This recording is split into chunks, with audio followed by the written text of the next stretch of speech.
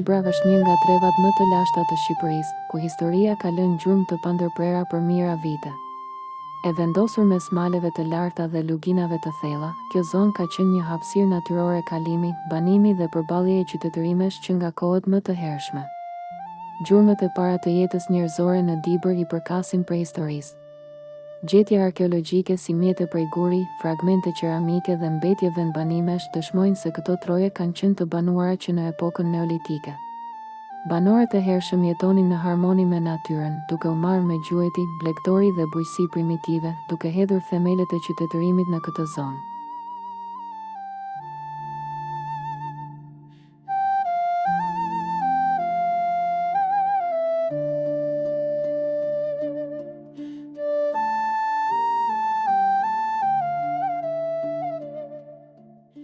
Në antikitet, Dibra bëhet pjesë e botës ilire.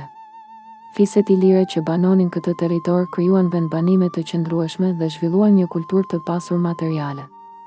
Armë, stoli, vegla pune dhe qeramika ilire të gjetura në këtë zonë flasin për një shoqëri të organizuar dhe aktive në shkëmbimet tregtare të kohës.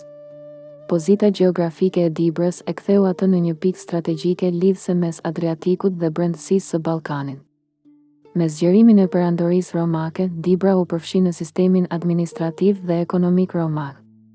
Rrugët romake kalonin nëpër këtë territor, duke e lidhur atë me qendrat e mëdha të antikitetit. Një nga dëshmitë më të rëndësishme të kësaj periudhe është zbulimi i një varri monumental romak, i datuar në shekujt e 3 dhe të 4 pas Krishtit. Objekte luksoze, mbishkrime në latinisht dhe greqisht dhe struktura arkitekturore e varrit tregojnë nivelin e lartë të ndikimit romak në Dibër.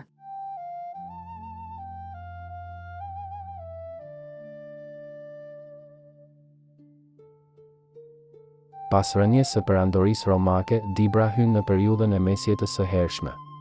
Këto troje u bën pjesë e perandorisë bizantine dhe më vonë e principatave shqiptare mesjetare. Kështjella, kisha dhe vendbanime të fortifikuara dëshmojnë për një periudhë të trazuar, por edhe për rezistencën dhe organizimin e banorëve vendas. Në këtë kohë formësohet edhe identiteti kulturor dhe fetar i zonës. Gjatë mesjetës së vonë, Dibra u shndërrua në një nga qendrat e rëndësishme të rezistencës shqiptare. Emri i Dibrës lidhet ngushtë me epokën e Gjergj Kastriot Skënderbeut, kur kjo trev luajti një rol të rëndësishëm në përballjen me perandorinë osmane. Terreni malor dhe organizimi i popullsisë vendase e bën Dibrën një bastion të qëndresës.